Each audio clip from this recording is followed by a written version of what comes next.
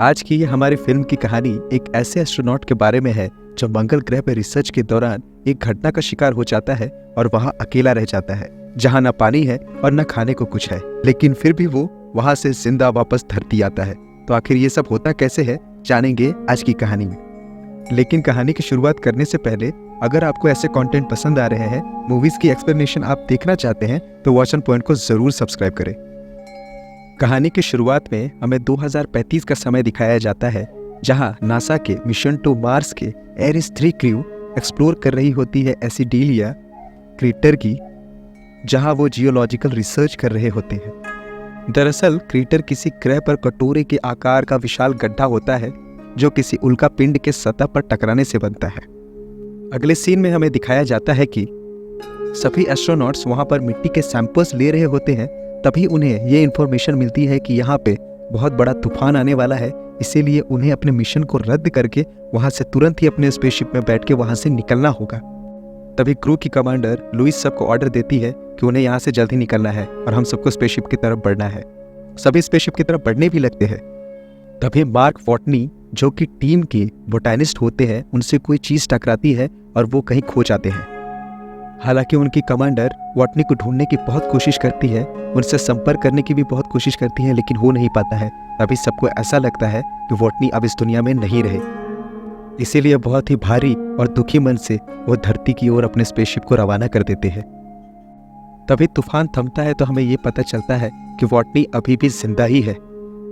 दूसरी तरफ ये खबर पृथ्वी पर मौजूद नासा के अधिकारियों तक पहुंचती है, जिसके बाद नासा इस दुखद घटना का मीडिया में खुलासा कर देता है और सुनिश्चित कर देता है कि मार्क वॉटनी अब हमारे बीच नहीं रहे, लेकिन बाकी साथी अपने स्पेसशिप हर्मिश तक पहुंचने में कामयाब रहे और वे जल्द ही घर लौट आएंगे। इधर वॉटनी के पेट में उन्हीं के इक्विपमेंट में से एक रॉड चली जाती है, जिनसे उन्हें बहुत दर्द हो रहा होता है। वो किसी तरह से वहां से उठकर अपने कैंप में जो शेल्टर लगाया होता है उसके अंदर पहुंचते हैं और अपने शरीर से वो रॉड बहुत ही बहादुरी से बाहर निकालते हैं। उसके बाद वो संपर्क करने की बहुत कोशिश करता है, लेकिन किसी से भी वहां पर संपर्क नहीं हो पाता है और जितनी भी इक्विपमेंट्स होते हैं वो सब तूफान में नष्ट हो चुके होते हैं। मार्क अब यहाँ अकेला फंसा हुआ है। उसके साथियों को ये लगता है कि वो अब इस दुनिया में नहीं है, वो यहाँ से निकल चुके हैं, धरती की ओर लगातार बढ़ रहे हैं। और नासा का अगला प्रोजेक्ट भी 4 साल बाद है, जो 3200 किलोमीटर दूर आएगा। उसे यहाँ पहुंचना होगा। वो 4 सालों तक इंतजार नहीं कर सकता। उसके पास 4 सालों जितना खाना है ही नहीं। अब उसे किसी भी तरह यहाँ पर खाना अरेंज करना ही होगा। इसीलिए वो तय करता है कि मार्क यहाँ पर खेती करेगा। उसके पास कुछ आलू होते हैं, वो उन आलूओं को उगाना चाहता है। उसे मिट्टी को उपजाऊ बनाने के लिए बहुत सारी पानी की जरूरत पड़ेगी और मार्स पे तो पानी है नहीं। तो मार्क एक बोटैनिस्ट भी है, तो उसे पता है कि खेती करने के लिए किन किन चीजों की जरूरत होती है और वो वहाँ खेती की तैयारी करता है। मार्क एक जगह बहुत सारी मिट्टी को जमा करता है, उनमें आलू डालता है और उन्हें उगाता है, लेकिन मार्स पे पानी नहीं है। अच्छी बात यह है कि मार्क को पता है कि पानी को बनाया कैसे जाता है। दरअसल हाइड्रोजन में ऑक्सीजन मिलाकर उसे जलाने से पानी बनता है। तो हम देख पाते हैं कि मार्क के पास सारे साधन होते हैं और वो ऐसे ही करता है, लेकिन पहले अटेम्प्ट में वो अपने सांसों के ऑक्सीजन को कैलकुलेट नहीं करता, जिसकी वजह से वहां ब्लास्ट हो जाता है और मार्क को कुछ चोटें भी आती हैं। लेकिन दूसरी बार में वो पूरी कैलकुलेशन, पूरी सेफ्टी के साथ ये सब कुछ करता है। हाइड्रोजन में ऑक्सीजन मिलाकर जलाने के बाद पानी बनाने में कामयाब हो जाता है। वहां पर पानी बनना शुरू हो जाता है। दरअसल इसे ही वाष्पीकरण की प्रक्रिया कहते हैं, जिससे वहां पर पानी की छोटी छोटी बूंदें बनना शुरू हो जाती है। और दूसरी तरफ हम धरती पर देखते हैं कि यहाँ पर मार्क का फ्यूनरल भी कर दिया जाता है। दूसरे दिन नासा में जब ऑपरेटर सैटेलाइट की मदद से मार्स की पिक्चर्स देख रही होती है, तो वो ऑब्जर्व करती है कि वहां पर उनके जो इक्विपमेंट्स थे, दरअसल वो एक जगह से दूसरी जगह शिफ्ट हो गए हैं। ये सोलर पैनल्स थे जो मार्क वॉटनी ने एक जगह से दूसरी जगह शिफ्ट किए थे। ऑपरेटर अपने सीनियर्स को बुलाती है और सबको दिखाती है कि ऐसा हो रहा है, और सबको पता चल जाता है कि मार्क वॉटनी अभी भी मार्स पर जिंदा है। लेकिन उनका सीनियर कहता है कि मार्क वॉटनी भले ही मार्स पर जिंदा हो, लेकिन जब तक हम वहां उसे रेस्क्यू करने पहुंचेंगे तब तक वो वहां भूख से मर जाएगा। और ये बात उनकी बिल्कुल सही भी होती है, क्योंकि अर्थ से मार्स तक पहुंचने के लिए कई महीनों का सफर तय करना पड़ेगा और वो जानते हैं कि वॉटनी के पास इतने लंबे समय तक का खाना नहीं है। जब सुबह उठकर वो टेंट में देखता है तो टेंट की प्लास्टिक पानी से भीगी हुई होती है। उसके फॉर्मूले से उत्पन्न हुए भाप ठंडी होकर वहां नमी बनाने लगी थी। जिससे कुछ ही समय में मार्क का खेत पूरी तरह से भीग गया। यह देखकर मार्क का खुशी से ठिकाना नहीं रहता और एक लंबे इंतजार के बाद आखिरकार मार्क को अपने खेत में एक आलू का पौधा नजर आता है। उसे देखकर मार्क का चेहरा ऐसा चमक उठता है मानो एक पिता अपने नवजात बच्चे को देख रहा हो। इस तरह मार्क मंगल ग्रह पर जीवित रहने की एक नई उम्मीद जगा लेता है। इधर नासा मार्क के जिंदा होने की बात बाकी टीम से छुपाना ही उचित समझती है और अपने लंबे सफर के दौरान उन्हें कोई परेशानी ना हो इसलिए वो उन्हें बताते भी नहीं है कि मार्क वॉटनी मंगल पर जिंदा है।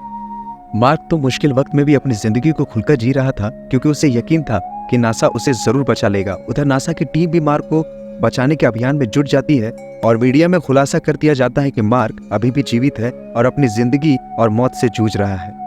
मार्क को अब मंगल पर फंसे 70 दिन बीत जाते हैं। अब तक तो उसने खाने और पानी का बंदोबस्त तो कर लिया था, पर अब उसे मंगल ग्रह से निकलने की रणनीति बनानी होगी। मार्क को पता है कि नासा का अगला मिशन 4 साल बाद दूसरे क्रेटर पे है, जो मार्क के मौजूदा स्थिति से 3200 किलोमीटर दूर है।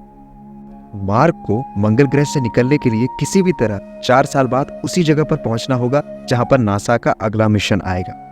अनुमान से इस सफर को तय करने में करीब 50 दिन लग जाएंगे क्योंकि उसके पास जो गाड़ी है उससे एक दिन में 35 किलोमीटर से ज्यादा नहीं चलाया जा सकता, क्योंकि उसके बाद उसके सोलर पैनल्स को रिचार्ज करना होगा।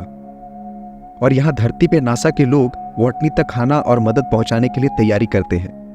मार्स पर वॉटनी के आलू की फसल को पूरे 48 दिन हो जाते हैं। उसने 400 पौधे उगाए जो कि उसकी उम्मीद से भी ज्यादा अच्छे निकले थे। अब वो आलू निकालता है और छोटे आलूओं को दोबारा बो देता है। यहाँ पर खाद के लिए वो अपना मल इस्तेमाल करता है। जानता है कि अगर उसने नासा से संपर्क नहीं किया तो वो भले ही कितनी आलू उगा ले लेकिन वहां पे बच नहीं पाएगा। इसीलिए वो एक ऐसी जगह जाता है जहां पर एक पाथ फाइंडर होता है जो कि 1997 में खराब हो गया था, जिसका अर्थ से संपर्क टूट गया था। वॉटनी उसकी तरफ जाता है और नीचे से नासा की टीम लगातार उसके मूवमेंट पर सैटेलाइट के जरिए नजर रखी होती है। वो समझ जाती है कि मार्क उस पाथ फाइंडर को लेने जा रहा है। क्योंकि वो पाथ फाइंडर एक पुराना सिस्टम था, ये सिर्फ मार्क की फोटो को क्लिक करके भेज सकता था। इसीलिए मार्क कैमरे के आगे 3 बोर्ड्स लगाता है। उसमें से जो बीच वाला बोर्ड होता है उसमें लिखा होता है कि आपको मेरे सिग्नल्स मिल रहे हैं। अगर आपको मेरे सिग्नल्स मिल रहे हैं तो लेफ्ट वाले बोर्ड में यस लिखा है। पाथ फाइंडर के कैमरे को यस की तरफ मूव करते। वॉटनी समझ जाता है कि वो मुझे देख रहे हैं। इस बात की उसे बहुत खुशी होती है।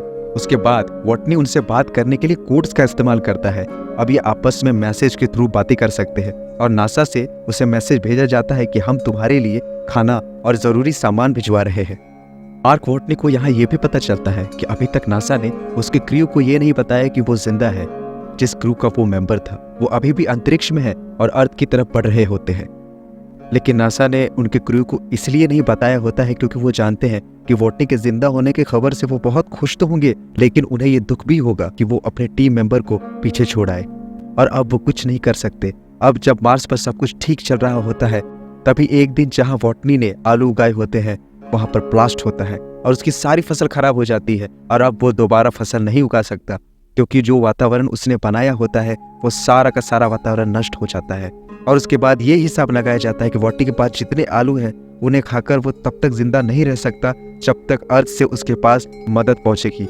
यानी कि अर्थ से जब उसके पास मदद पहुंचेगी उससे पहले ही वो भूख से मर चुका होगा। इसीलिए नासा वॉटनी को एक मैसेज देती है कि तुम्हें कम से कम खाना होगा। तुम एक दिन में जितना खाना खाते हो उस एक दिन के खाने को तुमको 3 दिन तक चलाना होगा ताकि तुम तब तक जिंदा रह सको जब तक हम यहाँ धरती से तुम्हें मदद न पहुंचा दे। इधर बहुत ही जल्दबाजी में नासा लॉन्च की तैयारी कर देती है जिसमें कि मार्क वॉटनी के लिए जरूरी सामान होता है। लेकिन वॉटनी की किस्मत एक बार फिर से खराब होती है और किस्मत उसका साथ नहीं देती। लॉन्च होने के बाद रॉकेट आसमान में ब्लास्ट हो जाता है। इस बात से सब के सब डिसअपॉइंट हो जाते हैं क्योंकि अब वॉटनी नहीं बच सकता। उसके पास खाना नहीं है, उसके पास कोई मदद नहीं है और न ही कोई मदद पहुंचा सकता है। जब मार्क वॉटनी को यह पता चलता है कि लॉन्च होने के बाद रॉकेट ब्लास्ट हो गया है तो वो नासा को एक मैसेज करता है।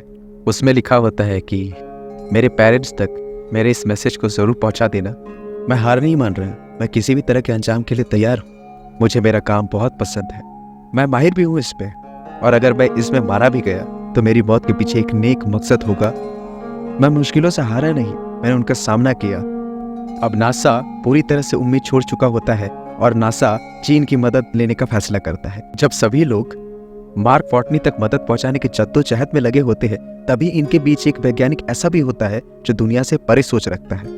एस्ट्रोडायनामिक्स यानी कि खगोल गति का विज्ञान, जिसका महारथी होता है रिच, जो कई दिनों से मार्क को मंगल से वापस लाने के प्लान में काम कर रहा होता है। उसके बाद रिक मार्क को बचाने का तरीका बताता है।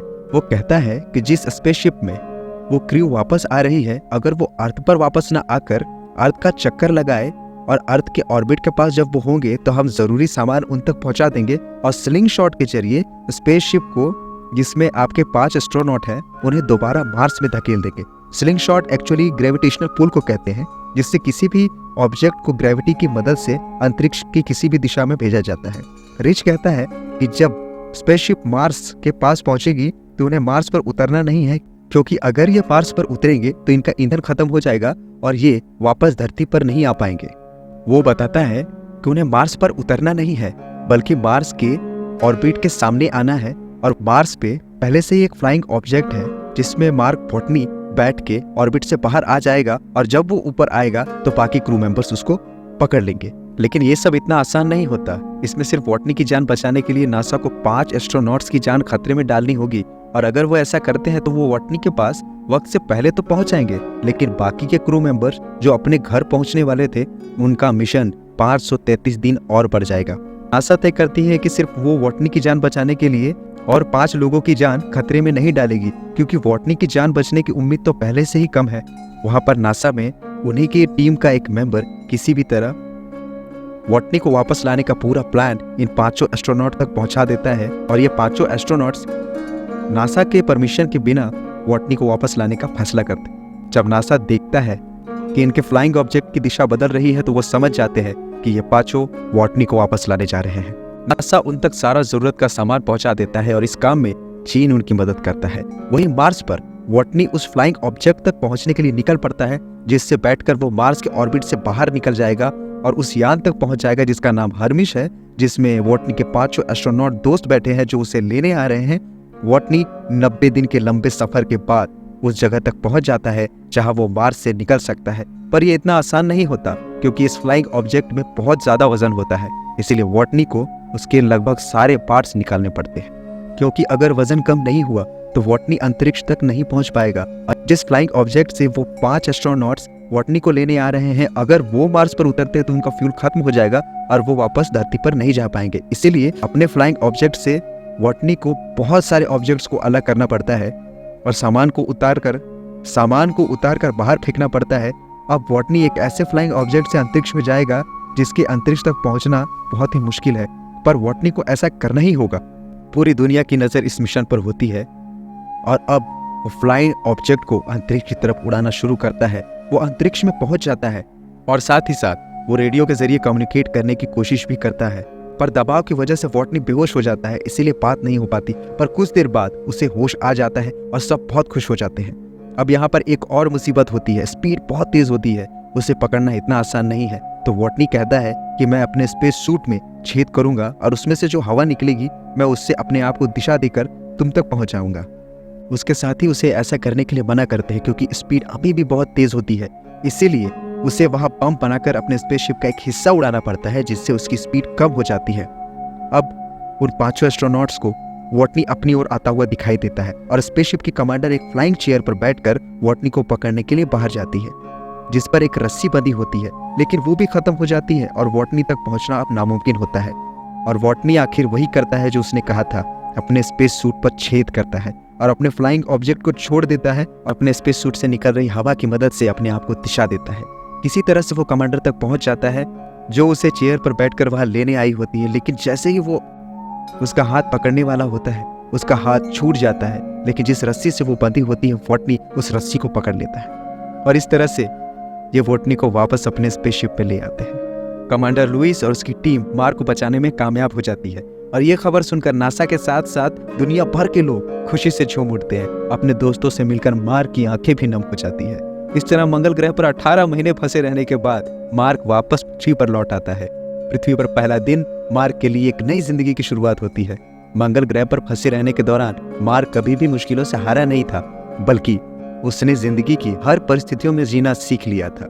अब वो नए अंतरिक्ष यात्रियों को ट्रेनिंग देता है और अपनी संघर्ष की कहानियों से प्रेरित करता है। मार्क की ये संघर्ष की कहानी हमें बताती है कि आपको हर एक मुश्किल, हर एक परिस्थितियों में टिके रहना होता है, उन परिस्थितियों का सामना करना होता है, क्योंकि परिस्थितियों का सामना करके ही आप जीत सकते हैं। अगर ये फिल्म आपको पसंद आई तो वीडियो को लाइक जरूर करें, कमेंट करें, शेयर करें और चैनल को जरूर सब्सक्राइब करें, क्योंकि आगे भी मैं आपके लिए ऐसे कंटेंट्स को लाता रहूंगा।